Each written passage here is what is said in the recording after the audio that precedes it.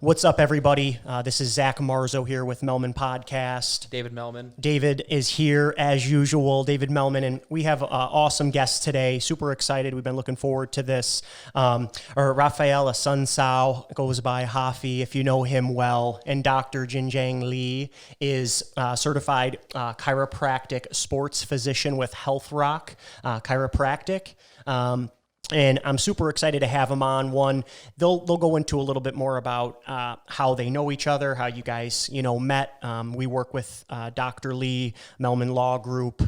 We've had a relationship with Dr. Li now for almost 2 years or so, but just want to say thank you guys for making this happen. It's definitely a cool part of our day to have you guys come on, and we just really appreciate you joining us. For sure. Thank you for having us. My pleasure. So without any delay, I want to just jump right in. And Dr. Li, introduce yourself, what you do, who you are, how you guys met, and, we're going to let it flow just from there.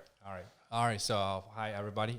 My name is Jin Jiang Li. I am from China. And last December, I finally become a U.S. citizen. Oh, cool. So that's something we were about to celebrate a little bit. And then there's COVID-19 happened. Sure. So a little bit about background about myself. I came to United States 2007 to study at Life University. I graduated with a chiropractic degree and a master's in sports sports injury management. After that, I pursued a postgraduate study for certified chiropractic sports physician, and that's part of it. And as a part of me, I always tell my patient the same thing in the office. The first thing is I stutter, and that's part of me. So I still do that, and so probably gonna hear a little bit. I'm currently practicing in Milton and Alpharetta, like the county line. My practice name is the Health Rock Chiropractic Sports Medicine, and we are a facility specializing in sports injury and also auto injury and personal injury. That's how we got corrected. I really enjoyed working with you guys.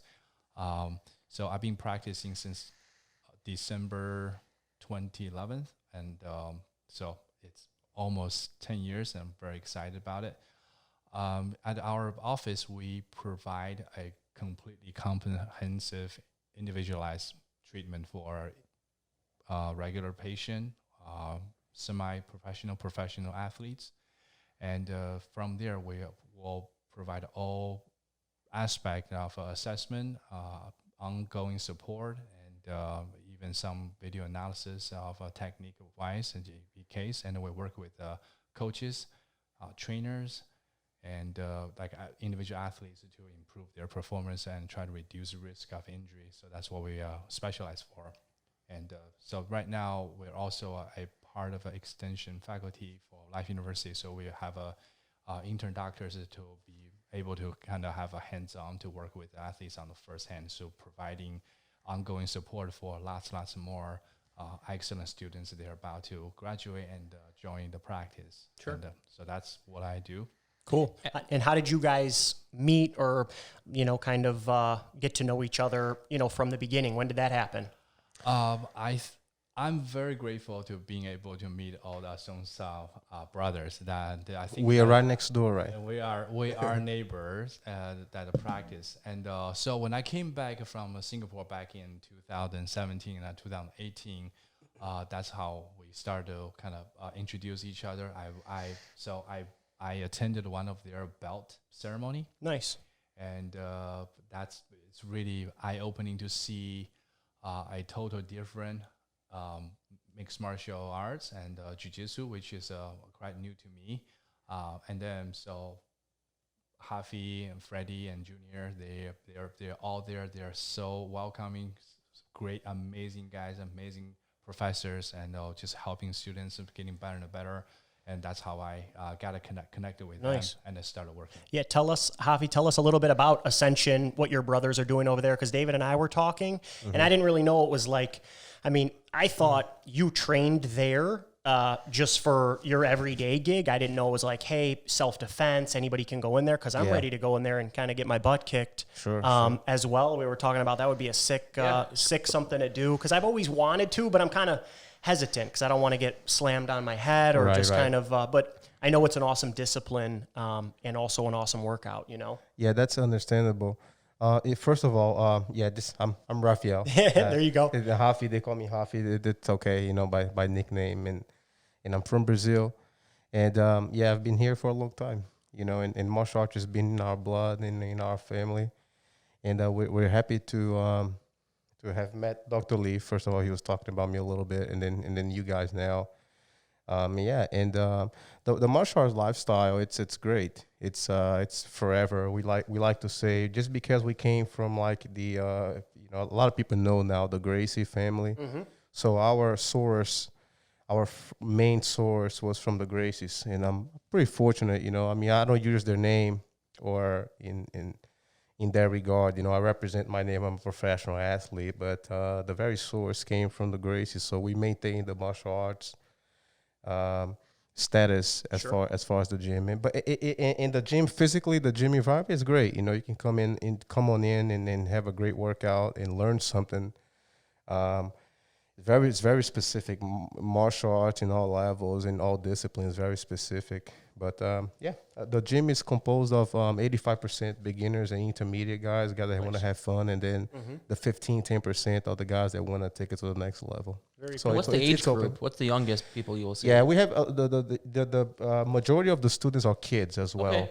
So, you know, as a business in general and as a beginner type of profile of martial arts gym, we the kids, you know, because we want to help the kids, of course, develop physically and the mental aspect too, the self-confidence and countless, you know, positives to anybody's lifestyle. And the beginners. So very, very shorter percentage are going to be like the hardcore adults, the real martial arts that will take it for forever, you know. But that's the goal for the gym. We want to keep it open to the public, and you guys are more than welcome to come on in. We will. Yeah, I like to keep it simple. Like the martial arts lifestyle. Anybody who hears this, it's people tend to be intimidated when they first start, but I usually suggest to start out twice a week. Sure. You take 2 days that you were able to commit, and then you do those 2 days. Don't do more, don't do less. You know, they usually, and that kind of tells you a parameter that you like to be as far as the martial arts world. You know, because twice a week anybody can do that. You know, you go to the LA Fitness 2 days a week. Sure. You know, the only difference is you're getting a better workout in an environment that you got more people. You know, sometimes we turn the heater off. We make sure that everybody's healthy. You know, but sometimes the heater is off. Put a fan on, so you're breaking a sweat. Yeah, you're burning. Nice. You know, physically you're at LA Fitness. You run 2 miles, and the AC is literally on your forehead. I know. In the mathematics of burning calories, it's goes up. It's pretty simple stuff, you know, not rocket science. No, we'll definitely check it out. I have a 7-year-old son too, and nice. I put him in wrestling a few years ago. Yeah. He just didn't like it too much. He was, you know, scared and quiet. I want to put him back into it. I would love to bring him by. If 7 is not too young, 7 is okay. Great age. Awesome. It's a great age. I would love to bring him by. You know, I wrestled in high school a little bit. Those are my best memories with my team, my teammates. And that was one of my best memories in high school was the camaraderie, the coaching, and just going places and competing. It was the grinding. Best. You got the grind, the too. weight. It was amazing. And the spitting, and it brings back so much fun. That's right. You know, that's right. Yeah. So every little ounce counted. You know, and I don't want to be what's the right word here? You know, I speak 3 languages, and I try to be okay in all 3 of them. You know? I'm not great, you know. But so it's kind of lost the subject here, sorry, but the martial arts is something pretty unique. You know, it requires a little bit, but it is doable. You know, you commit to those 2 days a week, and make sure you have a good doctor. To get you better. They can keep you in place, physically. You know, keep you aligned, like Dr. Li here. It's amazing working with Dr. Li. Our clients that have worked together with you and your patients. they love you. And a lot of them, they were going to you even before any kind of injury happened for the accident. They were just going to you for, a lot of athletes too. I'm not going to name any names, but they went to you before and they got injured in an accident, and you just converted them to help. And I'm sure they're still seeing you after the accident because they've been going there. That's right. I was going to say that because I'm very grateful for, I think it's very important, like a communication part of it. You guys did such a phenomenal job to actually educating them, to let them know. So they actually continue coming. They need even to know when they're getting better. So we were able to convert a lot of clients become a maintenance care, which they're much healthier, much happier, and a lot less, they feel better, exactly. And and I guess it's just amazing. We go to a chiropractor. I live in the Johns Creek area. I've never once went to you, and I think I need to try. Just to kind of. Everyone has a different style. Oh yeah, and I would love many, to. Many styles. I would. I should take myself up on that for sure. But, absolutely. But I was thinking about when we're talking about mixed martial arts and that lifestyle. I'm sure a lot of that, and I don't know because I've never done any type of mixed martial art. I don't even think I did karate when I was younger. I think my brother did karate, but I would think it was like in Boy Scouts or something. So I'm still pissed at my mom for putting me in Boy Scouts over like, Taekwondo or something. But nonetheless, I know a lot of it is probably like there's a mental side to the mixed martial arts, but I don't know how much of that is trained or taught, or maybe you even touch on it about how, I don't know, you were brought up to continue to fight regardless of the circumstance. It has to be a part of the mixed martial arts mentality, right? Just in general. Just to better explain your thought here, it martial arts could be taught, right? It could be mastered. Obviously, a lot of the masters have done it for countless years and a lot of years. My first instructor, my first jiu-jitsu instructor has been doing this for 45 years. Wow. So, and they became masters, the younger generation a little bit quicker. They tend to learn quicker. So these days, we're pretty evolved population now, guys, they learn something, pretty quick. So 2-3 years, they're able to kind of have a level of pretty high level of martial arts. So you can start just literally starting to do martial arts if that's what you want to do as far as the professional level. A little bit of it, however, it's kind of born within you. You kind of have to have because ultimately every man has its regardless if you're an alpha male, if you're a bruto, or if you're more laid back. Every man has a little bit of that. We were born like that. If you look at 2,000 years ago, before, I don't want to be religious here, but before Christ, 2,000 years ago, and it's man's fight. They fought. Sure, of course. So hopefully I'm not creating the story. It was so it's okay, to do a little martial arts, encouraging. You get out there. Very few are able to reach the very peak of the martial arts, the extreme, and stay there. And a very small percentage as well. It cannot be taught, right? There's an English saying that a heart can be taught. Which having the heart, you can't really teach that. You're kind of born with it, and that's it. It requires a little bit from the gut too, but it could be taught, man. Martial arts is something pretty unique. I'm proud to have been around martial arts, and by chance, I chose a pretty crazy hobby too. That is racing. Sure. What do you race? What specifically? It's very specific. We're gonna talk here. We're gonna start it because it's very just to put it in perspective. I'm horrible in math, right? I'm not a good school book guy, type of mathematic guy, but racing is so much math and jiu-jitsu. If you unable to calculate, so I don't want to get over my thoughts here, but in racing, for an example, a car alignment, which needs to be an alignment for your driving style. Sure. We're talking about millimeters.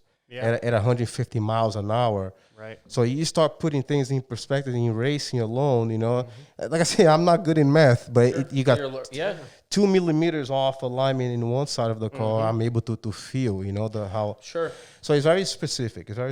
And jiu-jitsu as well, right? So the martial arts, the Brazilian jiu-jitsu aspect of martial arts is very specific. Even boxing, right? A lot of the high-level boxers, they're not super smart guys, college, just the nature, because they've been doing it since they were little. Their father were boxers. Sure. So they didn't become lawyers or doctors or lawyers like you guys. Right. They were busy training as opposed to reading. They were hitting the bag. Yeah, they were training. Sure. Well, it's nice because they were great at, I'd rather be great at one thing really good than be a little good at a couple things. Right. Yeah. My first instructor used to call that the salad.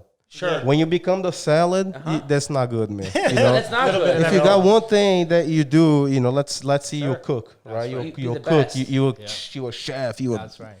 You're the best chef out there.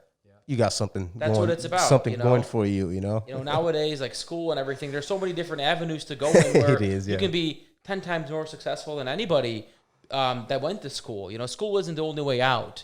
Nowadays, like you brought up, people are learning faster. Maybe 30 years ago, they didn't have YouTube. They couldn't watch these videos for 6 hours after. That's correct. And learn. Yep. So it's like people are taking advantage of the resources they have, technology they have, and they have that advantage that they didn't have 30 years ago. It's like watching a 5-year-old play with an iPad and a 65-year-old play with an iPad, and a 5-year-old is teaching the 65-year-old. And we have senior level attorneys, and showing them Microsoft Excel and all this other things, and I'm like, this is.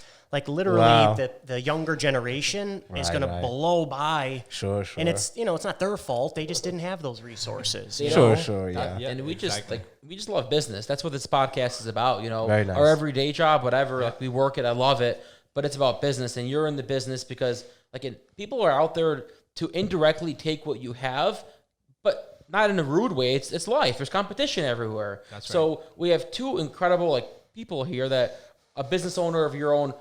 Numbers, accounting, overhead, and then you're a business in yourself here, making sure you have everything you need to go. You're around the right people to make sure your mentality's on and there's no distractions. So we have two different businesses in front of us, but with complete different types of businesses. Exactly. And that's what we love about this podcast. Yeah. Different personalities, different scenarios.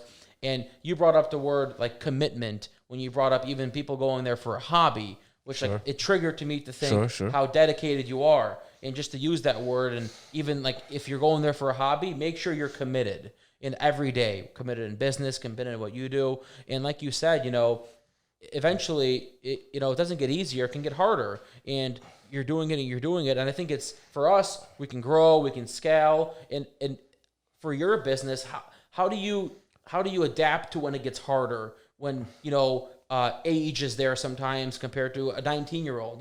If that's a fair question to ask. I don't know. Yeah, if I haven't mentioned in the podcast, I'm not a gym owner. I'm not a current business gym owner now, as both my brothers are. So they each have their own locations and they manage their physically. They manage the place and all of the logistics and accountability and everything.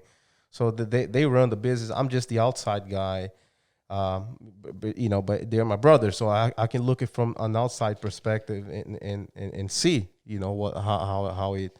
So to maybe try to answer the question, not being a business owner, we just have to and I in some parentheses here, I do help them, as I'm inside the gym. Not long ago we had a gentleman that walked in. I don't want to say anything in where, but the very overweight gentleman, and it's no judging, no criticism here, but that's how I remember him. A very large guy, and had a 14-year-old girl and a 16-year-old a big boy, like 16-year-old tall kid. And so when he first came to the gym, I was there, not my brother, which is the owner. And then I kind of introduced him to the place. It's pretty simple. I mean, the martial arts gym, it's pretty simple explanation of process when they first arrive. And the gentleman wanted their kids to fight. because he had an image of, oh yeah, I want them. The girl was a pretty slim girl, 14-year-old, and the boy was a big old football player type of boy. I could kind of see, because I'm so used to seeing different type of body structures in people, people in general. I can kind of see, all the structure. Oh man, this guy is a big guy. I'm sure he played football in high school. Just by how they look sometimes, walking into the gym, in a good way. And so the father was super, I want them to fight in a year. I saw the commercial on, they had a local fight. They had some local fights here in Atlanta. And the father had seen the commercial, and he all of a sudden made the decision that both of the kids are going to fight. And I introduced him to reality. No, that's not how it works here. You told him how it was. Yeah. And that never came back, Never came back. Never came back. It's fine. It's okay, But we tend to kind of keep it pretty straightforward. It's a family of martial arts. We're not here. Business is important, right? So we could have kept the guy. It's two students at once. Maybe the father would like to train some too. So it's business there, right? Right. Sure. But we make sure that he was realistic as well, So and there, not starting another aspect here, but it happens a lot that way. Sure. On the martial arts business. You could have helped those two kids, because what if they didn't even want to do that? What if the father was just telling them, do it? But if we told them it takes a year. It takes about a year and a half, to 2 years for their first fight. Let's put just the fight for their first scheduled event. It could be anything. Even if you were a roller skater. Okay, my next competition, it will be in 6 months. So I'm gonna roller skate. I'm gonna practice. Yeah, it doesn't happen overnight. Yeah, and then after 6 months, we can register for the September or for the Oktoberfest event. So we kind of plan that way. Sometimes they don't understand. They think of fighting. Oh yeah, they're super excited, but it is not what it's all about. Well, it's nice when people come in and trust the process, because I look at this when we have certain clients that they're like, you guys are the experts, tell me what to do. But there's also people that come in and they know the whole process. Makes and sense, then you're like, why did you come to me? If you know everything, why did you come here? You're recommending some kind of treatment, and then they Google a different treatment, and it's like, I'm sure I was going to say that, just pick on that thought. Tell us, It's quite often to see in the office that as we are in the society nowadays, we're so used to instant gratification. So everything you wanna, anything is I wanted this, I want to fix right away. So that's the one thing what I learned through working with Hafi with mixed martial art athletes is what I learned, the discipline, and it doesn't come overnight. And so I totally understand the perspective of saying you have a client who is having an expectation, but we know this is going to build up. Once we present it to us, just like, when we have some, for example, I have some cases coming in that they've been struggling for 2 years. Knee problem. And then we're going to get down to the plan to give them as quick as possible. And then to pick on that part, that's our commitment.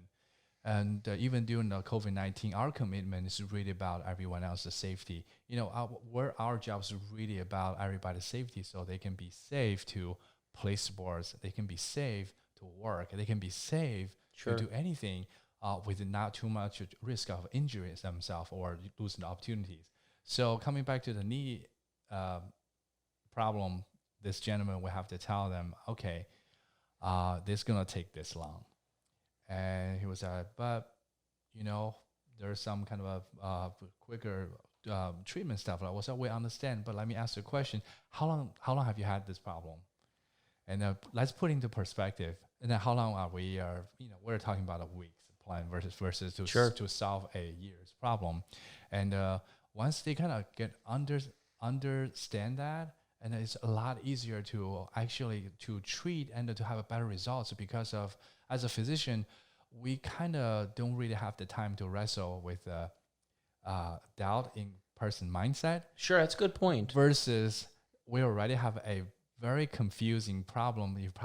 They've been to several physicians, several therapists, several doctors for for this problem, and then we're literally almost like a last resort.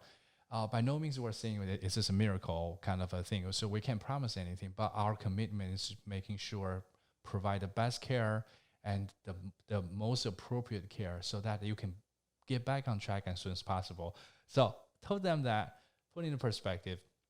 Luckily, he actually kind of he understood. Sure.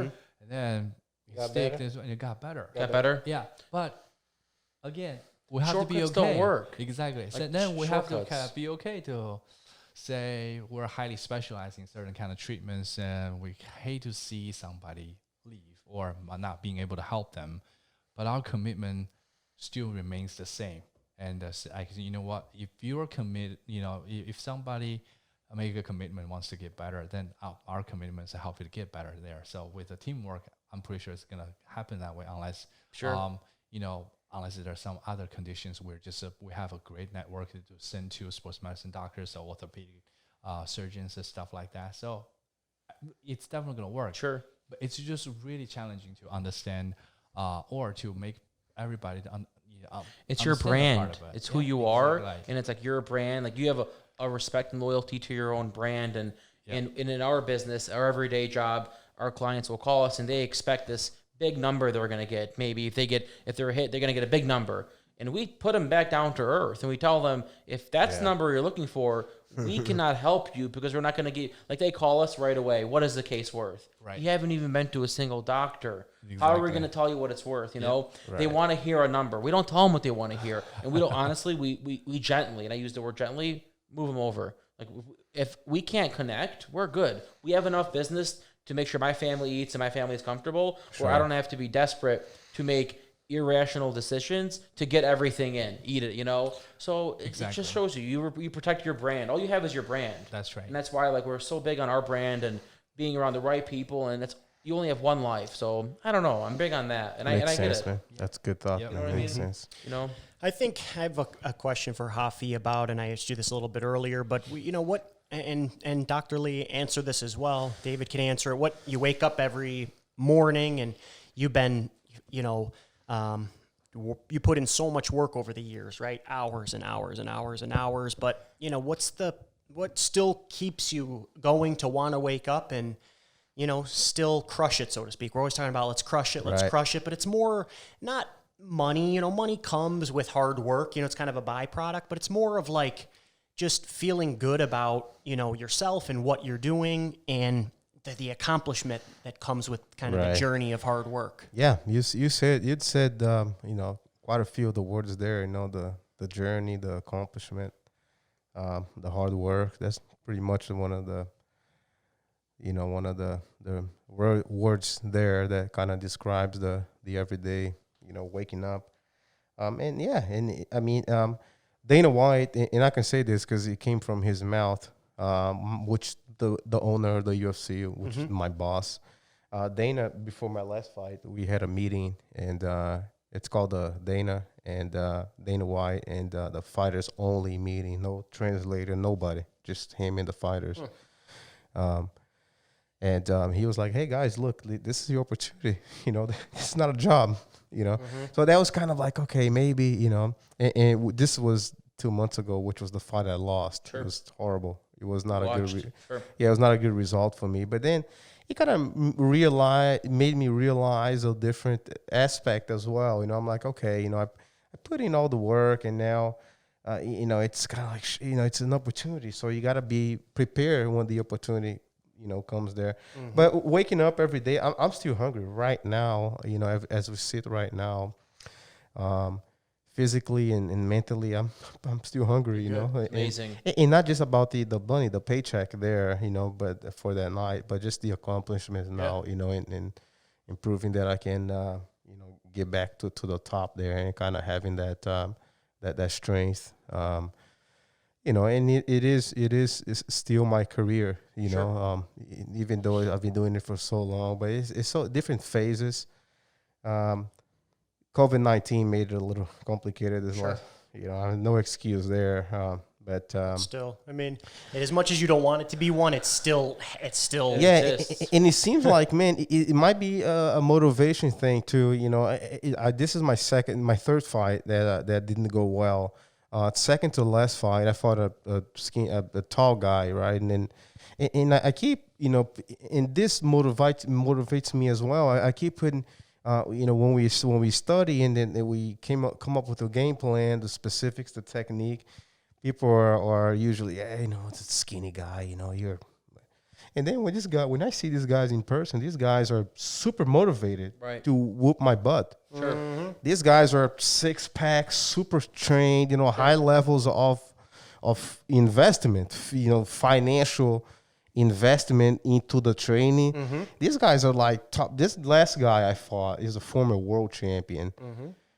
The guy was, you know, physically, you know, I'll fight anybody. I'm not scared of anyone. You know, I've been doing this, but then I'm like, man, you know, I should have, you know, done it, you know, you better. Reassessed? Do you after you reassessed? You're saying? To reassess a little bit now, after. When you train, even during, you know, sometimes like, this guy's, you know, skinny guy. You're gonna, and then I see the guy say, oh man, I think we missed, you know, this. Hey, there's no such thing, you know. These guys are getting paid some bucks. You know, I mean, it's you know, their level of trainers and staff. You know, they have whole staffs behind. Just like we're sitting here now, I got 4 guys just for me. You know, Dr. Lee is part of. When I sign a contract, you know, whether he likes it or not, but when I sign the contract, he's pretty much part of the staff. Mm-hmm. I see Dr. Lee 2 times, 3 times a week, as part of the, you know, the process to be sharp, to be super sharp. And these guys are taking to the next level. So this motivates me even more. You know, even with the negative. Sure. I'm not giving up. Of it, you know, I'm not giving up. You know, we're gonna make it work. We're gonna reinvent. You know, and we're going to just make it happen. Reassess and you adjust, you know, like with business and COVID, some businesses that never did takeout now do takeout. Yeah. They're not going to close down the shop because something got hit. Exactly. Like you reassess and you adjust, you know. Yeah. You can't fall. I don't know. Especially this COVID-19, this fight at the beginning of June, by working, you know, with Hafi, this what I learned the most from him, or what he motivated me just by working with it, is a passion. Mm-hmm. Yeah. So to answer the question, in my opinion, with my practice, everything, I feel the same way. I feel like if it's a passion, so that I don't consider this as a job. Sure. This is what I do. Yeah. So working with Hafi the whole time, to just watching them practice hard and, you know, things. I do think there's definitely a resources issue. Like the more resources, you know, how many people are being. I wish we have. You know, I had more resources so to provide, but I do my best. But throughout the whole time, just see the discipline that they go through, and I'm being extremely lucky to be on team to work with them, to firsthand experience all this. It just make me just kind of consolidate or solidified my belief, or what I think this is what I do. This is incredible.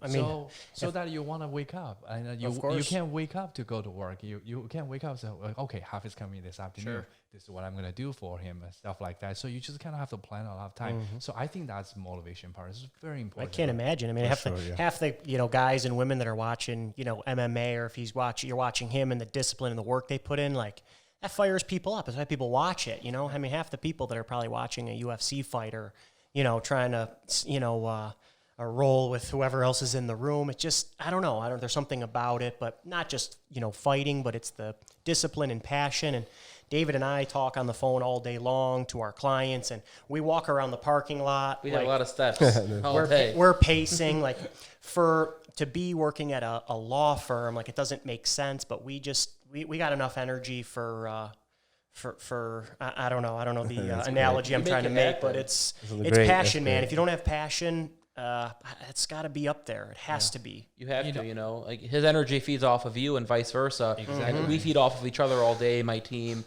And I love what I do every day. Like it's not about the money. It really isn't. I take care of my team as best as I can. I always incentivize them short term, long term. My wife is amazing. Like we've broken that point of it's about that only. Like, of course, in the beginning of business, you're scared. I guess you play scared, right? Yeah. It's natural. In the beginning, I think, you have children you have to support. But if you can break through that, it's over. That's great. Then you're free rolling and you can figure it out and meet amazing people and do amazing things. And that's what it's about, opening up doors. And I love that. My parents are immigrants. I know, that's great. I'm Russian. Okay. I speak fluent Russian, and they came here with nothing, nice. And we were hungry. So I remember it having nothing. And that's what fuels me too. Like, sure. I remember having nothing. And when I'm a little down, I can think about that moment, or, I remember it. So if you remember it, of course, it fuels you. So I don't want to ever think about not having nothing again. And I don't want the people around me, my core, to have nothing. So when you build your core, you rise up with your team. Sure, I'm big on sure that. thing, man. That's right. And then I think, in my opinion, that's also what makes you guys different. Because I've worked with several attorney groups and stuff like that. You guys are totally different, and I think that's the part that stands you out, and that's who you are. I appreciate that. We try to be. Yeah, we run it like a customer service place. Yeah, it's a law firm. But we run it about helping people, having a good time with our team. I had a meeting last week with our team. I was in Florida, and I just sensed something, right? And I got them all in the room, and it was a Skype. And I said, guys, you guys are amazing, but the one thing that holds you back, and I'll be honest with it, I said, sometimes when there's something wrong, there's excuses. And your excuses weigh down the negative energy because you get down on yourself. And I asked them, how many times have I ever yelled at you about making a mistake? Never. So don't be so hard on yourself and let that negative energy drag down when you can do 20 amazing things that day, and the one bad thing you do wrong is going to outweigh your mentality for those 20 things. And I had a meeting with them because they were getting really hard on themselves because they care, but I asked them to shift the way they react to a mistake, not to have an excuse and feel bad, to I'm going to crush it and it's not going to happen again. It takes time to learn that mentality. Exactly. It is part of the team? This is my team in the law firm. Yeah, we called them last week. I was in Florida, and I just sensed something going on, and I said, Zach, get them all in. So I had my office manager, my team there, and I said, guys, I never yell at you when you make a mistake. Don't be so hard on yourself because of that, because it's going to lower you. You got to keep thinking boom, boom, boom. Sure. And we had it last week, Nice, man. You got to have the good mentality, it's not easy to wake up every day and do what you need to do. Exactly. But if you love it, it's amazing. Yep. But, sometimes your team members aren't you. They're not going to love it as much as you, so you better damn well make it as good of an experience for them as you can. That's right. I don't know. That's great to hear, because I'm a future business owner. For sure. I gotta have some kind of business. You know what I mean? When I retire, I love it. You're a couple of them. That's why anything Dr. Li guides me to, I'll hear his word. But when he mentioned the podcast here, and just in general, to I'm not a talker. Even with the UFC, the interviews, they kind of force me to talk a little bit. Sure. I watched I love the I'm not like a super fan where I know everybody. Right. But when there's a fight coming, I love the embedded UFC embedded where they do little things. Yeah. And you had a small clip, and I'm like, I wanted to see more of you. But then I also thought, well, maybe he's not. Maybe he's like, yeah, I'll let you do a little bit, but I need to focus, get the cameras out. Yeah,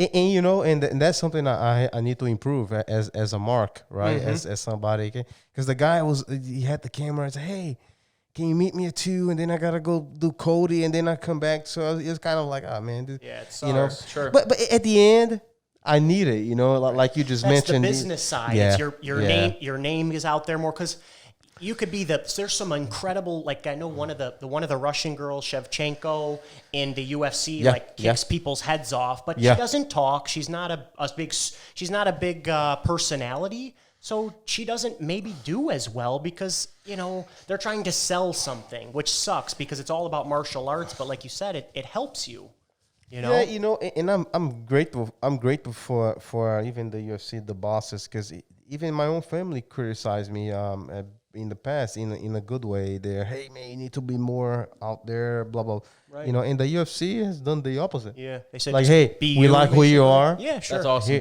Here's a fight. They had given me opportunities. Sure. I blew some of them. Like this last fight, I freaking blew it. I was a co-main event, and then I beat this guy. And like I said, I don't want to be religious. I trust in God too. If it wasn't meant to be, I made the mistake. Dr. Lee doesn't know the super specifics because he's got a business to run next door as well. But we had some logistics problems, and it was a bad timing. We should have, I blew it.